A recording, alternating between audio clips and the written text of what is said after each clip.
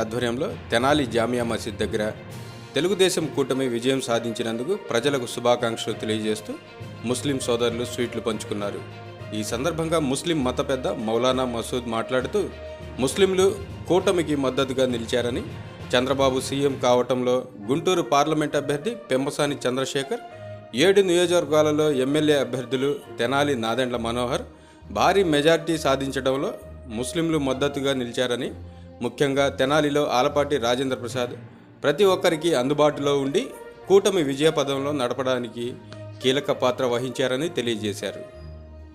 ఈ కార్యక్రమంలో కమిటీ సభ్యులు, ముస్లిం మత పెద్దలు, తెనాలి తెలుగుదేశం పార్టీ మైనార్టీ నాయకులు షేక్ ఖాసిం, షరీఫ్, కుతుబుద్దీన్, ఖాజా మొహిద్దీన్, మునీర్, తాజ్ బాషా, షేక్ తౌసి, రహీం, రోషన్, మొఘల్ బాషా, సిఆర్పి సుబానీ, నాగూర్ వలీ, షేక్ సత్తార్ బాషా, జంపని షరీఫ్, ముజీబ్ బాషా, బాబు మరియు జానీ పాల్గొన్నారు.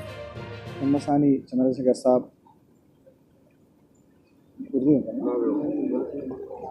इसी तरह एमएलए नादेंड्ला मनोहर साहब और हमारे सीएम चंद्रबाबू नायडू साहब, कल के हुए सो और आलपाटी राजा साहब, माजी मुख्यमंत्री आलपाटी राजा साहब, और इसी तरह हमारे जनसेना पार्टी के अधिनेता पवन कल्याण साहब.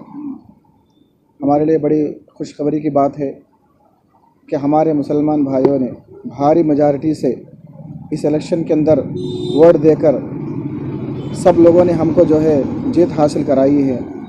और हमारे चंद्रबाबू नायडू साहब को सीएम देखना चाहते थे, इसलिए लोगों ने ये अच्छा फैसला लेकर भारी मेजॉरिटी से, चाहे हमारे एमपी साहब हो, एमएलए साहब हो, और इसी तरह हमारे सीएम चंद्रबाबू नायडू साहब हो, सबको जो है फिर ओहदे में लाकर जो है हमारे सबके लिए हिम्मत अफजाई की. हमारे लिए बड़ी खुशी की बात है कि हम लोग, क्योंकि ये लोगों का फ़ैसला है, ये तमाम मुसलमान मिलकर बड़े मेजॉरिटी के साथ इसके अंदर वोट डालकर सबको जिताकर जो है सीएम बनाए हैं. ये हमारे लिए बड़ी खुशी की बात है. हम चाहते हैं कि हमारे सीएम साहब जो है, हमारे सीएम चंद्रबाबू नायडू साहब जो है इस ओहदे के अंदर रहकर उन्होंने जो वादे किए हैं सबको पूरा करके जो है सबके उम्मीदों को जो है पूरा करेंगे, ये भरोसा है हमको. 2024లో జరిగిన స్వార్థిక ఎన్నికల్లో తెలుగుదేశం పార్టీ కూటమి ఘన విజయం సాధించింది. దాదాపు 164 నియోజకవర్గాల్లో మంచి మెజారిటీతో తెలుగుదేశం కూటమి ప్రభుత్వం ఏర్పాటు చేయటం, ఇలా ఈ ప్రభుత్వంలో భాగస్వాములుగా అత్యంత మెజారిటీతో ముస్లింలు కూడా పాల్గొని ఓటు వేసి ఈ మెజారిటీలో మేము కూడా భాగస్వాములైనందుకు మాకు కూడా చాలా సంతోషంగా ఉంది. గత ప్రభుత్వం మాకు తీవ్రమైన అన్యాయం చేసింది. దుల్హన్ పథకం కానీ, ఇస్లామీ బ్యాంకు కానీ, మైనార్టీ కార్పొరేషన్ లోన్లు కానీ, వక్బోర్డు ఆస్తులు కానీ, ఇలా చెప్పుకుంటూ పోతే చాలా ఉన్నాయి. ఇటు ప్రతి వర్గానికి కూడా తీవ్రమైన అన్యాయం చేసింది. మహిళలకైతే మద్యపాన నిషేధం అన్నారు. తర్వాత కరెంటు బిల్లులకి బాదుడే అని చెప్పేసి ఈయన వచ్చిన కాడ నుంచి, జగన్మోహన్ రెడ్డి ప్రభుత్వం వచ్చిన కాడ నుంచి బాదుడే అయిపోయింది. 200 వచ్చే బిల్లు 1000 రూపాయలు అయిపోయింది. ఇలా మధ్యతరగతి కుటుంబాలు, ఎస్సీ, ఎస్టీ, బీసీ, మైనారిటీలు, అణగారిన వర్గాలు, బడుగు బలహీన వర్గాలు తీవ్రమైన నష్టం చూశారు. అలాగే ఇసుక ఆపేసిన తర్వాత రోజువారీ పనిచేసే కూలీలు కూడా చాలా నష్టపోయారు, చాలా ఇబ్బంది పడ్డారు. వాళ్ళు రోజు 500 తీసుకుంటే కానీ వాళ్ళ దినచర్య గడవదు. అలాంటిది 2 సంవత్సరాల దాకా వాళ్ళకి పనులు లేకుండా చేశారు. ఇట అన్ని వర్గాల్లో కూడా తీవ్రమైన నష్టం జరిగింది. మధ్యతరగతి కుటుంబాలు అయితే తీవ్రమైన నష్టం చేశారు. ఇప్పుడు ఒకటే జరిగింది కూటమికి, అక్కడ కూటమి ఏర్పడితే ఇక్కడ ఎస్సీ, ఎస్టీ, బీసీ, మైనారిటీలు, బీసీలు, అణగారిన వర్గాలు అందరూ కూటమిగా ఏర్పడి ఘన విజయానికి తోడ్పాడినందుకు ప్రతి ఒక్కరికి, పెంబసాని చంద్రశేఖర్ గారికి, ఎంపీ గారిని గెలిపించినందుకు, అలాగే తెనాలి నాదెండ్ల మనోహర్ గెలుపు కోసం ఆలపాటి రాజా గారు ఎంతో కృషి చేశారు.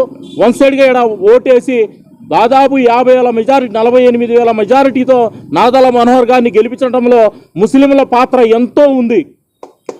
అలా ప్రతి నియోజకవర్గంలో కూడా మేము చూసుకుంటే రాష్ట్రంలో నంద్యాలలో అత్యధికమైన చాలా మెజారిటీలో ఉన్న ముస్లింలు అక్కడ కూటమికి ఓటేశారు. కర్నూలులో కూటమికి ఓటేశారు, గుంటూరులో కూటమికి ఓటేశారు, విజయవాడలో కూటమికి ఓటేశారు. కడప ఎప్పటి నుంచో 20 సంవత్సరాల నుంచి ఉన్న కడపలో కూడా ముస్లిం మెజారిటీలు దాదాపు కూటమికి ఓటేసి అక్కడ కూడా విజయం సాధించారు. ఇలా చెప్పుకుంటూ పోతే ప్రతి నియోజకవర్గంలో కూడా అన్ని వర్గాలతో పాటు ఎక్కువ శాతం ముస్లింలు మన కూటమికి చంద్రబాబు గారిని సీఎం చేయాలనే లక్ష్యమే తప్పితే ఆ పార్టీ కలిసింది ఈ పార్టీ కలిసిందని తెలీదు. గత ప్రభుత్వంలో మాకు ఏ రకమైన న్యాయం జరిగిందో చంద్రబాబు హయాంలో, మొన్న ప్రభుత్వంలో ఏమైనా అన్యాయం జరిగిందో ప్రతి ఒక్కరికి తెలుసు. సైలెంట్ ఓటింగ్ ద్వారా ఏమైనా రేపేమైనా మనం ఫలానా వారికి ఓటేసామంటే ఎక్కడైతే మా మీద దాడులు చేస్తారనే భయంతో ఓటర్లు బయట చెప్పకుండా సైలెంట్ ఓటింగ్ వేశారు. ఉద్యోగస్తులు కానీ, వ్యాపారస్తులు కానీ, పేదలు కానీ, ఎస్సీలు కానీ, ఎస్టీలు కానీ, మైనారిటీలు కానీ, అణగారిన వర్గాలు కానీ, బడుగు బలహీన వర్గాలు కానీ, ఇట్లా చెప్పుకుంటూ పోతే ప్రతి ఒక్కళ్ళు కూడా ఈ విజయంలో కీలక పాత్ర వహించారు. అలాగే చంద్రబాబు గారు కూడా రేపు భవిష్యత్తులో ఆంధ్ర రాష్ట్రానికి ఒక మంచి అభివృద్ధి పథంలో తీసుకెళ్తారని సంపూర్ణమైన మద్దతు, సంపూర్ణమైన విశ్వాసం కానీ మాకు కూడా ఉందని, ఇలాగే రాబోయే రోజుల్లో కూడా కలిసికట్టుగా వైసీపీ ప్రభుత్వం గుణపాఠం చెప్పారు ప్రజలు. వాళ్ళు ఇంకో కొత్త శ్లోకం వదులుకున్నారు, ప్రజలు మోసం చేశారంట. ఏ రకంగా ప్రజలు మోసం చేశారాయా? ఇది ఎంతవరకు న్యాయమయ్యా? మీకు మొన్నటిదాకా ప్రజలు దేవుళ్ళు అని చెప్పి ఇప్పుడు ప్రజలు మోసం చేశారా? గత ఎన్నికల్లో 150 స్థానాలు ఇస్తే ప్రజలేమో దేవుళ్ళు, ఈరోజు మీ పరిపాలన బాగాలేదంటే ప్రజలు రాక్షసులు అయిపోయారా? ఇదేం మాట? ఆ రకంగా ప్రజలు వన్ సైడ్గా 164 సీట్లో ఘన విజయం సాధించిన కూటమికి మద్దతు పలికితే వాళ్ళు మీరు జీర్ణించుకోలేకపోతున్నారు. అది చెప్పండి. అంటే మీకు ఒక ఉంటే ప్రజలు మంచోళ్ళు, మీకు వ్యతిరేకంగా కొట్టేసి ప్రజలు చెడ్డోళ్ళు. ఇదా 1, 2 కాదు. ఏమైనా ప్రభుత్వం చేస్తున్న పనులకి ఏమైనా వ్యతిరేకించినా, సోషల్ మీడియాలో పోస్టు పెట్టినా కానీ కేసులు ఇలాంటి మొత్తం చూశారు. చంద్రబాబు గారు జరిగిన అన్యాయం కూడా చూశారు, పవన్ కళ్యాణ్ జరిగిన అన్యాయం కూడా చూశారు, రాష్ట్ర ప్రభుత్వం ఏ రకంగా అన్యాయం జరిగిందో అది కూడా చూశారు. అందరూ గమనించి ఒక్క తాటి మీదకి వచ్చి ఈరోజు కూటమిని 164 నియోజకవర్గాల్లో మంచి మెజారిటీతో గెలిపించి ఈరోజు చంద్రబాబు గారిని ముఖ్యమంత్రి చేయటంలో మా ముస్లింల పాత్ర కూడా ఎంతో ఉందని మేము చాలా సంతోషిస్తున్నాము. వారికి మరొక్కసారి నాదెళ్ల మనోహర్ గారికి, పెమ్మసాని చంద్రశేఖర్ గారికి, అలాగే మన ఆలపాటి రాజా గారు కూడా ముస్లింలకి ఇక్కడ ఎన్నో పనులు చేశారు.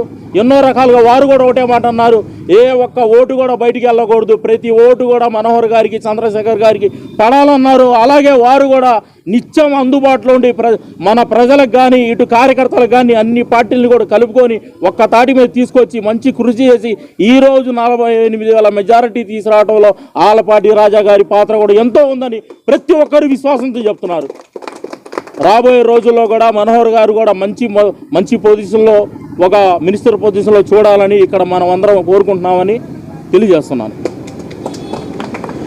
జై చంద్రబాబు, జై చంద్రబాబు, జై చంద్రబాబు, జై పవన్ కళ్యాణ్, జై పవన్ కళ్యాణ్, జై పవన్ కళ్యాణ్.